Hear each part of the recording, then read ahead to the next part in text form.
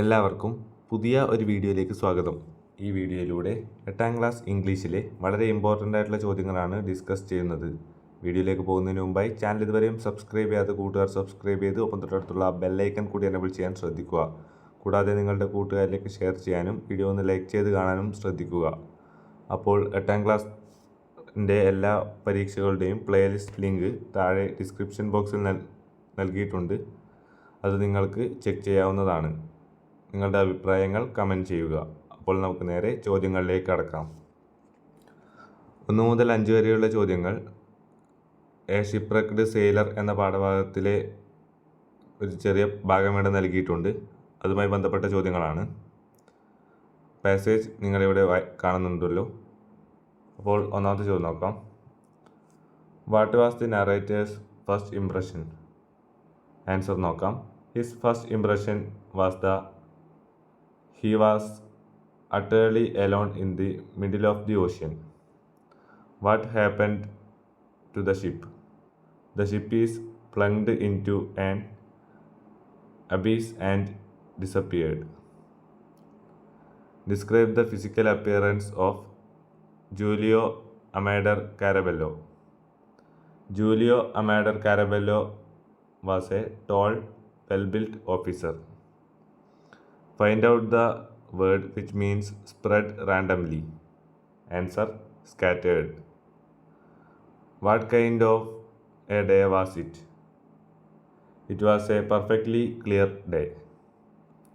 അടുത്തത് 6 മുതൽ 9 വരെയുള്ള ചോദ്യങ്ങൾ റെയിൽവേ കാരേജ് എന്ന പാഠഭാഗവുമായി ബന്ധപ്പെട്ടതാണ്.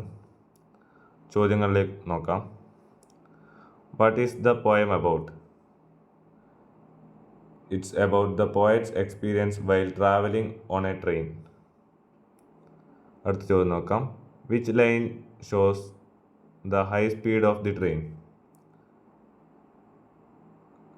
ട്രെയിനിൻ്റെ സ്പീഡ് സൂചിപ്പിക്കുന്നതായിട്ടുള്ള line faster than fairies, faster than witches. അടുത്തതായി pick out any 2 pairs of rhyming words of the given lines.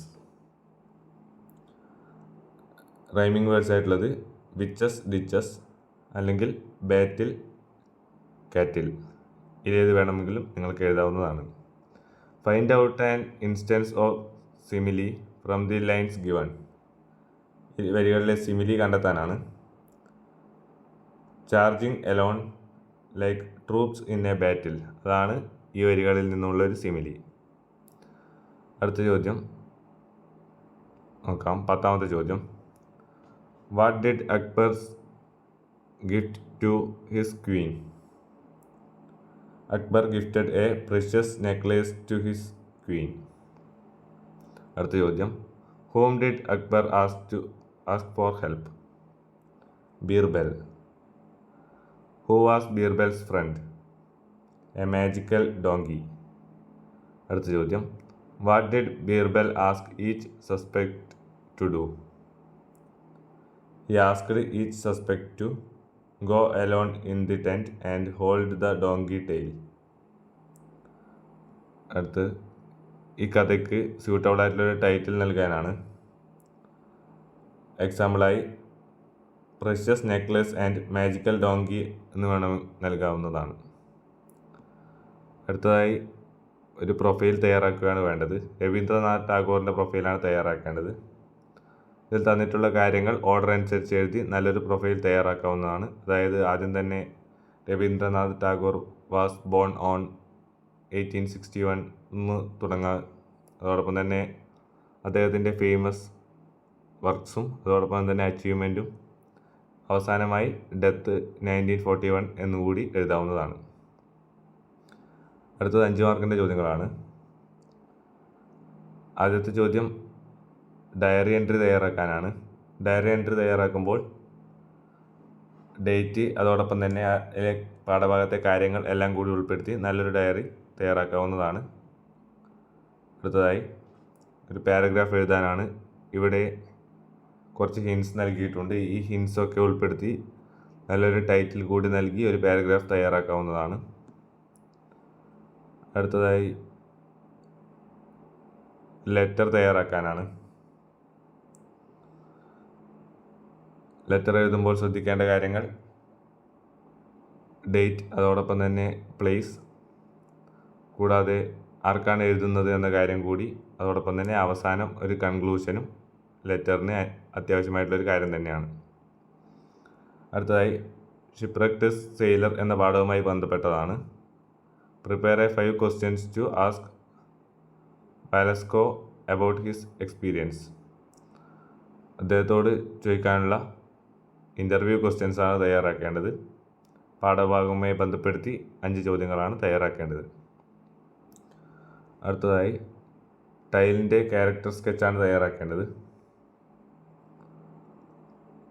അടുത്ത ചോദ്യം എഡിറ്റിംഗ് ആണ്. ഇവിടെ 3 സെൻറ്റൻസ് അണ്ടർലൈൻ ചെയ്തിട്ടുണ്ട്. അവിടെയാണ് തെറ്റ്, അത് തിരുത്തി എഴുതുകയാണ് വേണ്ടത്. ചോദ്യം വായിക്കാം. Tyl reach Battenberg, ride on a donkey.